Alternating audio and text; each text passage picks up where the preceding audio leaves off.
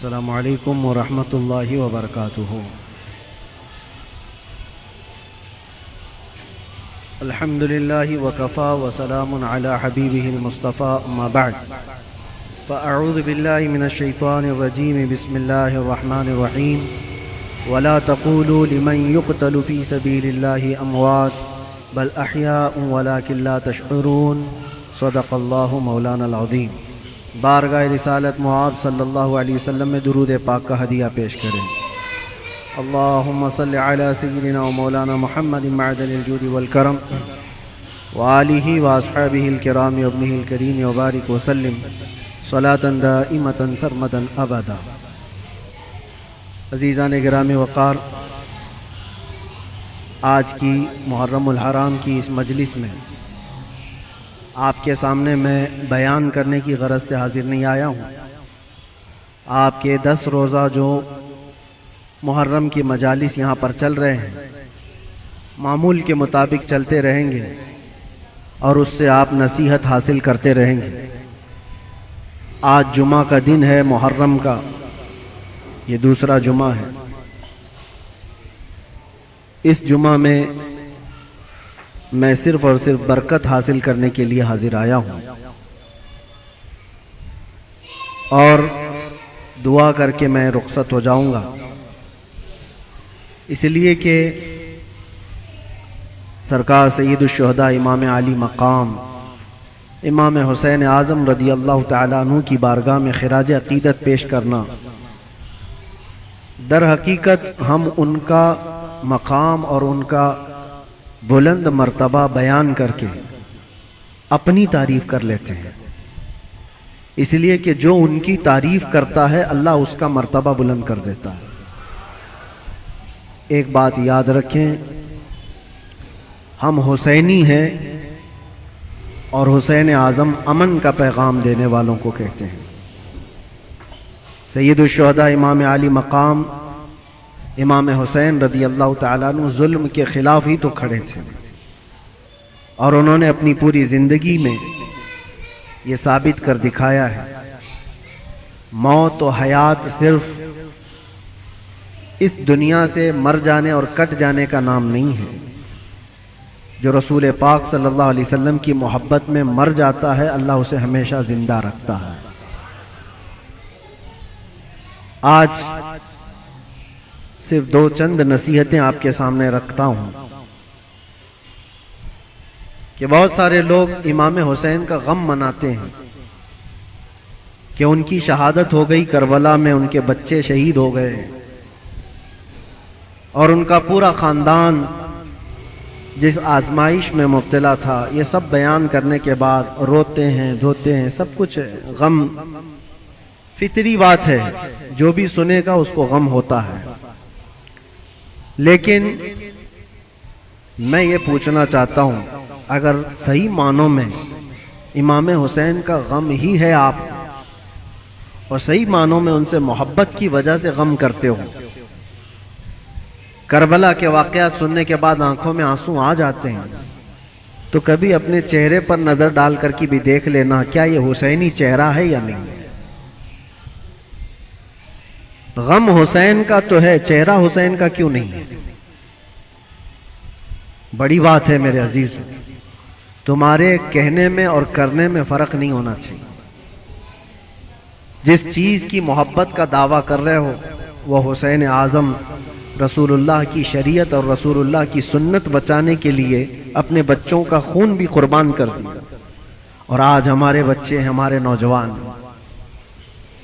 दिन भर न जाने कौन से ऐश में मुब्तला रहते हैं, नशा की ज़िंदगी, ताश के पत्तों में, शराब की बोतलों में। क्या ये जवानी आपको इसलिए दी गई है?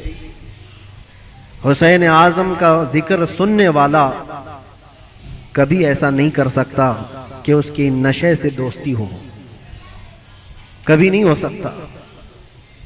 कभी याद करो कि 3 दिन के भूखे और प्यासे सब्र के उस पहाड़ को। एक बात मैं आपको बता दूं, हमारे बच्चे की उंगली में भी अगर चोट आ जाए ना तो बेकरारी बढ़ जाती है। मैंने देखा है, मेरा 1 साल का बेटा दरवाजे में उंगली उसकी फंस गई थी, उंगली कट गई थी, तो लेकर दौड़े डॉक्टर के पास। डॉक्टर जब सुई से टाके लगा रहा था, बच्चा चीख मार रहा था, चिल्ला रहा था। और सच बताऊं, मजबूत दिल होने के बावजूद भी हमारे पैर कांप रहे थे। बार बार ये दिल कर रहा था कि बच्चे को थाम लूं। डॉक्टर और नर्स हमें आने से मना कर रहे थे, आप दूर खड़े रहे, इलाज कर रहे हैं। उंगली के टाके देखा नहीं जाते हमसे अपने बच्चे के। वो इमाम हुसैन 6 महीने के बच्चे को लेकर जब यजीदियों के सामने आए, सिर्फ पानी के एक कतरे के लिए, और उन यजीदियों ने दूर से तीर चलाकर इमाम हुसैन के बच्चे को शहीद कर दिया। गले में तीर चला और खून का फव्वारा निकलकर इमाम हुसैन के चेहरे पर लगा। जानते हो मेरे अजीजों, अपने हाथों में उस बच्चे को लेकर क्या उन्होंने रोना धोना किया? नहीं, अल्लाह की बारगाह में पेश किया और अर्ज किया कि मौला मेरी ये छोटी कुर्बानी भी कबूल फरमा ले। क्या इतना जिगर है किसी के पास? एक तरफ भांजों के भतीजों की लाशों को देखना, अपने भाई की, सगे भाई की लाश देखना, बहुत सब्र किया। लेकिन कभी आप सोचते हैं ये सारा सब्र किसके लिए था? इसलिए था कि हुजूर की शरीयत हम तक पहुंच जाए, आने वाली नस्लें सीधे रास्ते पर चल सकें, इसलिए इतनी बड़ी कुर्बानी थी। और अगर आज हमारा नौजवान सीरत हुसैन पर नहीं चल सकता तो फिर वो गम हुसैन मनाने का अहल भी नहीं है, वो करबला सुनने का अहल भी नहीं है।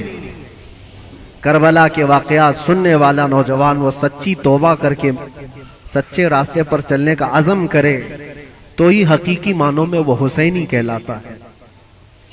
और आपको पता है हुसैन आजम के साथ कौन था करबला में? सिर्फ उनका खानदान 82 लोग, 82 लोग गए थे, जिसमें से तो 72 के करीब शहीद हो गए। औरतें बची थी, आपकी बहन और आपकी बीवी, आपकी बेटी, या औरतें जब कैदी बन करके जा रही थी। लोग उल्टा सीधा बयान करते होंगे, लेकिन सही मानों में रिवायत यह है कि उन अहले बैत की खवातीन को उस हालत में भी पर्दे में देखा गया है। अहले बैत की कोई औरतें बेहिजाब नहीं थी, वो अपने पर्दे की पाबंदी कर रही थी, जैसे चाहे वैसे।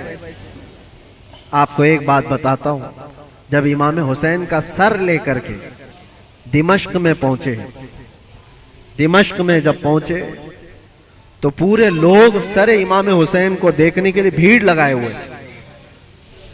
तो उस वक्त हजरत बीबी सकीना जो 9 साल की थी, इमाम हुसैन की बेटी, वो भी चल रही थी। एक सहाबी वहां दिमश्क में रहते थे हुजूर के, उनकी उम्र ज्यादा थी, 80 साल के करीब के थे।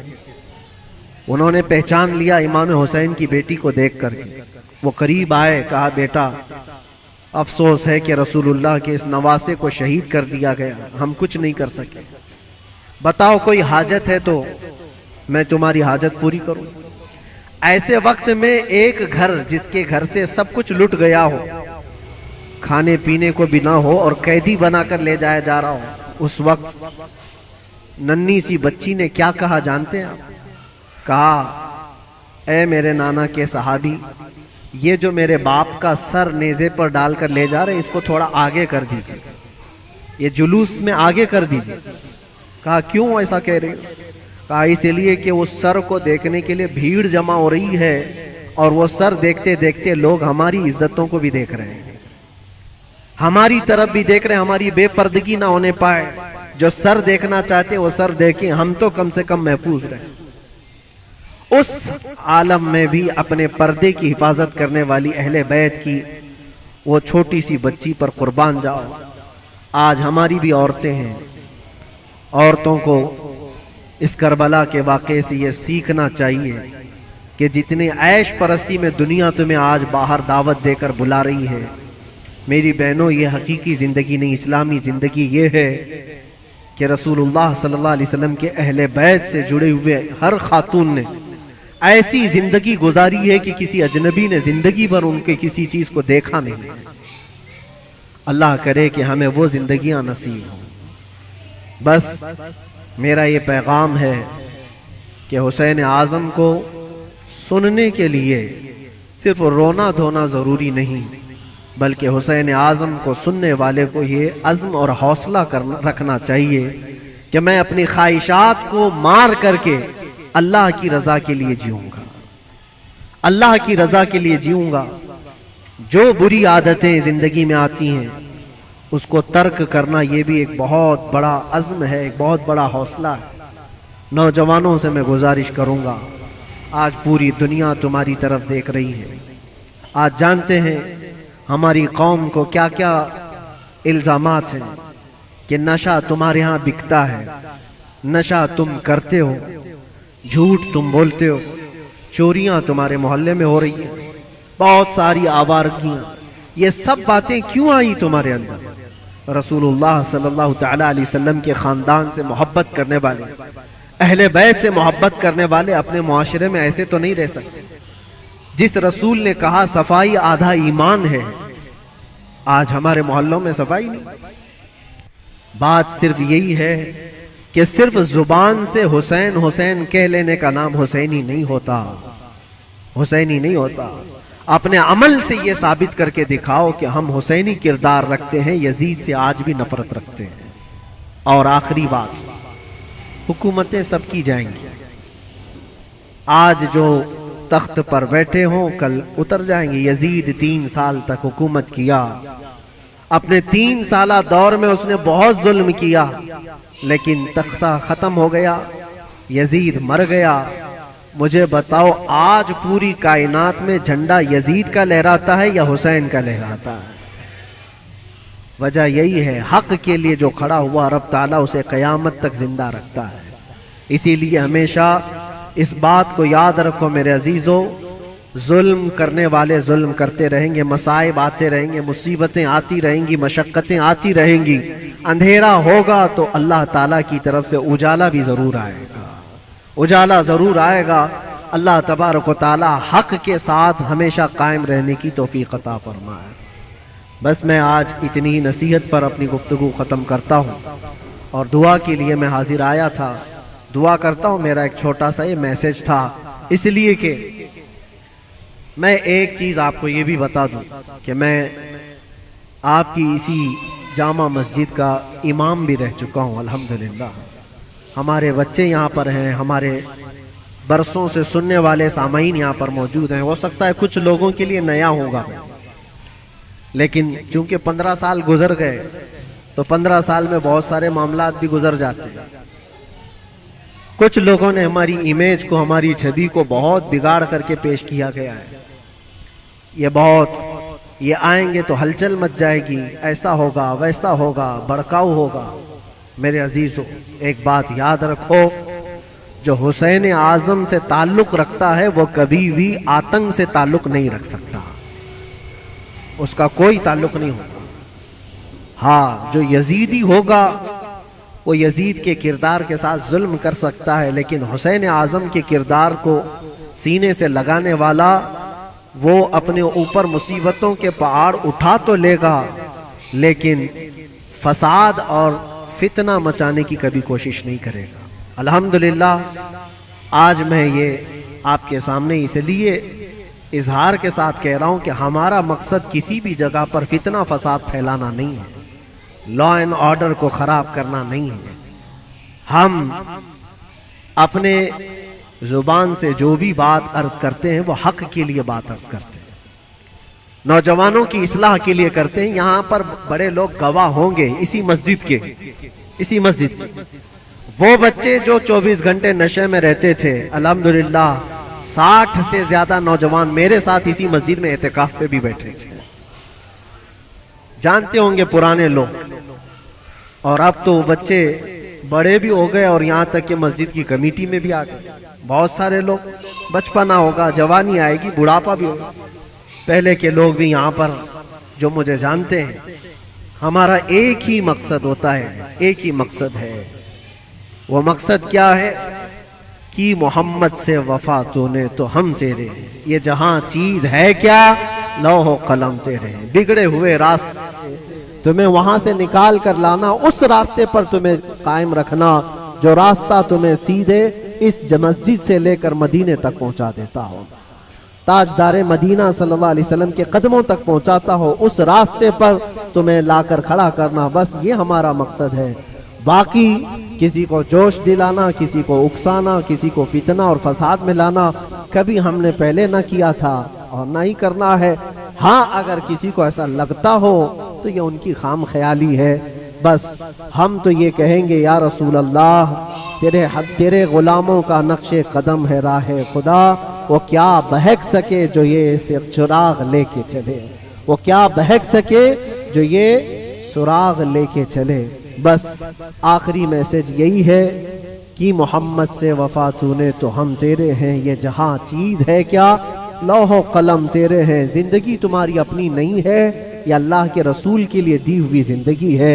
मेरे मुर्शिद गिरामी हुजूर ताजुश शरिया बदरुत तरीका रहमतुल्लाह तआला अलैह ये कह करके गए, जिंदगी ये नहीं किसी की किसी के लिए, जिंदगी है नबी की नबी के लिए, ना समझ मरते हैं जिंदगी के लिए, जीना मरना है सब कुछ नबी के लिए। लब्बैक या रसूल अल्लाह, लब्बैक या रसूल अल्लाह, लब्बैक या रसूल अल्लाह। व आखिरु दावाना अल्हम्दुलिल्लाहि रब्बिल आलमीन। फिर किसी मौके पर इंशाअल्लाहुल अज़ीज़ आपके यहाँ हाजिर आएंगे, जो भी मामलात होंगे सबको क्लियर करके इंशाअल्लाहुल अज़ीज़ आपके सामने बयान करेंगे। अस्सलामु अलैकुम व रहमतुल्लाहि व बरकातहू।